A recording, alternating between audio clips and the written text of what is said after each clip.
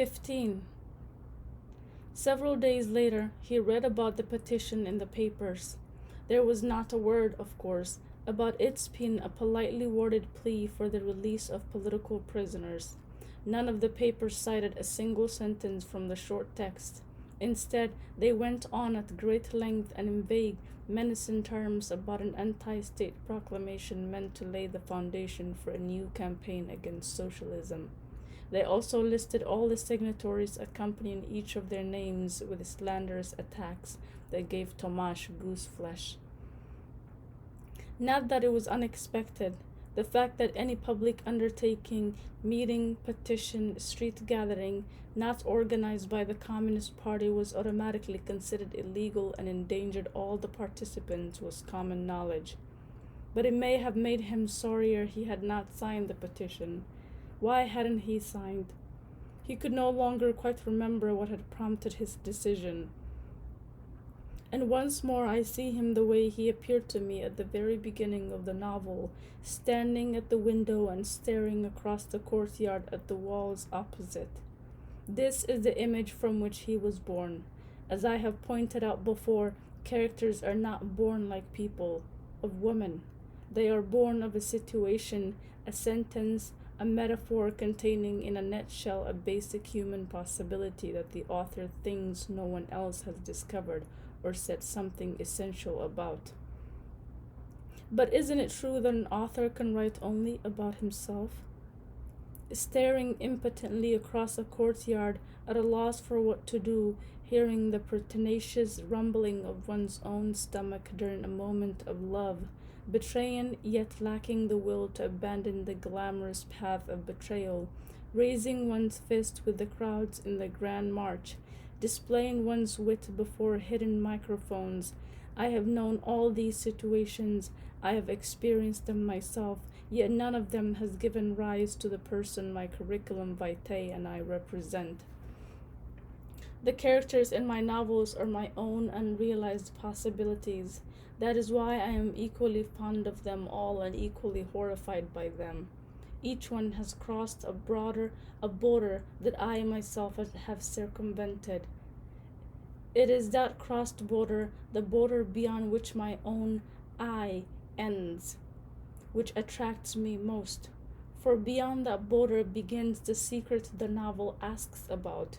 The novel is not the author's confession. It is an investigation of human life in the trap the world has become. But enough. Let us return to Tomasz. Alone in his flat, he stared across the courtyard at the dirty walls of the building opposite. He missed the tall, stooped man with the big chin and the man's friends, whom he did not know, who were not even members of his circle. He felt as though he had just met a beautiful woman on a railway platform, and before he could say anything to her, she had stepped into a sleeping car on its way to Istanbul or Lisbon. Then he tried again to think through what he should have done, even though he did his best to put aside everything belonging to the realm of emotions, the admirations he had for the editor and the irritation his son caused him. He was still not sure whether he ought to have signed the text they gave him. Is it right to raise one's voice when others are being silenced? Yes. On the other hand, why did the papers devote so much space to the petition? After all, the press, totally manipulated by the state, could have kept it quiet and no one would have been the wiser. If they publicized the petition, then the petition played into the ruler's hands. It was manna from heaven, the perfect start and justification for a new wave of persecution. What then should he have done? Sign or not? Another way of formulating the question is it better to shout and thereby hasten the end, or to keep silent and gain thereby a slower death? Is there any answer to these questions? And again he thought the thought we already know. Human life occurs only once, and the reason we cannot determine which of our decisions are good and which bad is that in a given situation we can make only one decision. We are not granted a second, third, or fourth life in which to compare various decisions. History is similar to individual lives in this respect. There is only one history of the Czechs. One day it will come to an end as surely as Tomáš's life, never to be repeated. In 1618, the Czech states took courage and vented their ire on the emperor reigning in Vienna by pitching two of his high officials out of a window in the Prague castle. Their defiance led to the 30 Years' War, which in turn led to the almost complete destruction of the Czech nation. Should the Czechs have shown more caution than courage? The answer may seem simple. It is not. 320 years later, after the Munich Conference of 1938, the entire world decided to sacrifice the Czech country to Hitler. Should the Czechs have tried to stand up to a power 8 times their size? In contrast to 1618, they opted for caution. Their capitulation led to the Second World War, which in turn led to the forfeit of their nation's freedom for many decades or even centuries. Should they have shown more courage than caution? What should they have done? If Czech history could be repeated, we should of course find it desirable to test the other possibility each time and compare the results. Without such an experiment, all considerations of this kind remain a game of hypotheses. Einmal ist keinmal. What happens but once might as well not have happened at all. The history of the Czechs will not be repeated, nor will the history of Europe.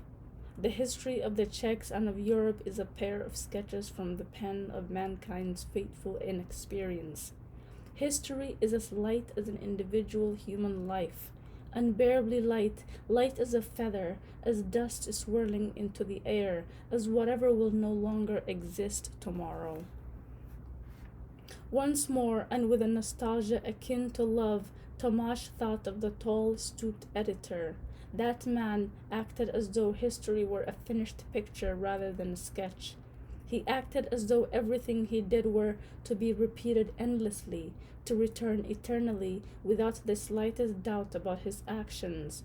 He was convinced he was right, and for him that was a sign not of narrow-mindedness but of virtue. Yes, that man lived in a history different from Tomáš's, a history that was not, or did not realize it was, a sketch.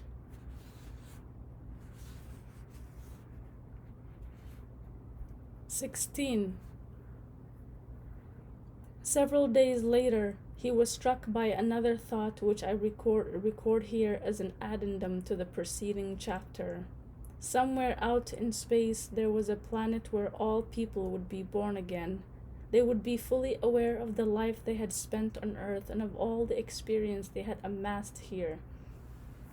And perhaps there was still another planet where we would all be born a third time with the experience of our first 2 lives.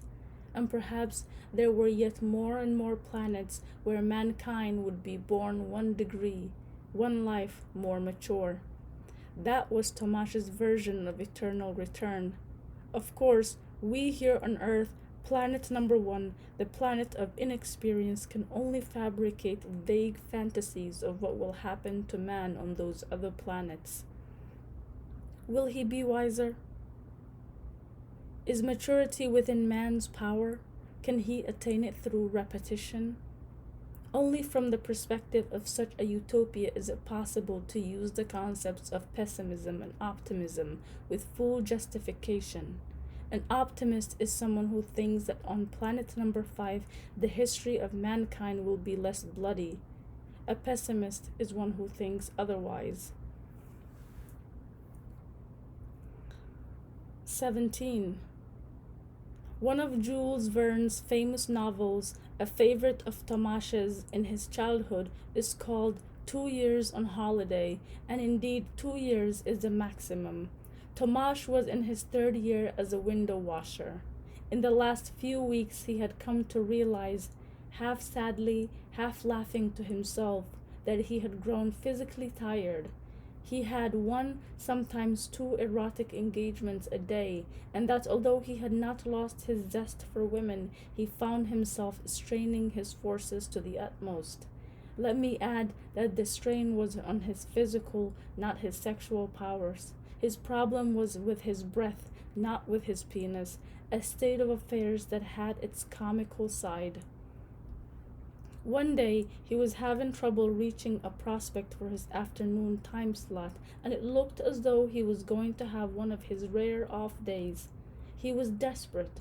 He had phoned a certain young woman about 10 times, a charming drama student whose body had been tanned on Yugoslavia's nudist beaches, with an eveness called to mind slow rotation on a mechanized spit.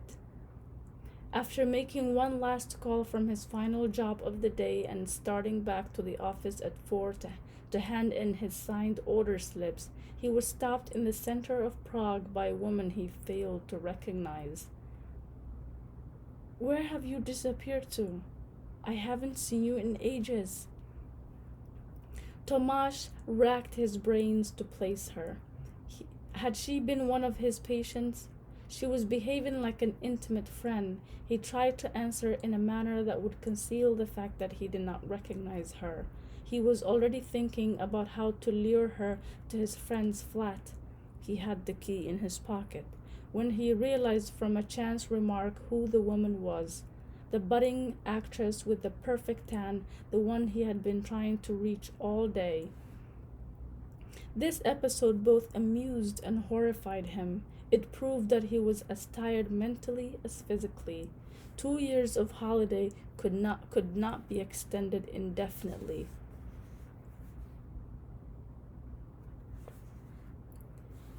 18.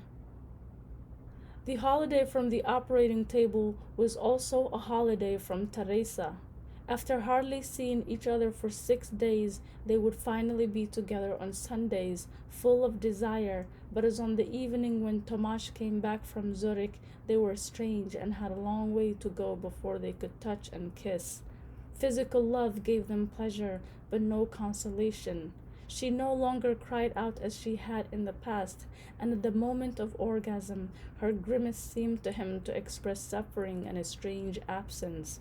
Only at night, in sleep, were they tenderly united. Holding his hand, she would forget the chasm of daylight that divided them.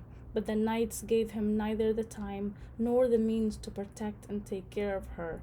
In the mornings, it was heart-rending to see her, and he feared for her. She looked sad and infirm. One Sunday, she asked him to take her for a ride outside Prague.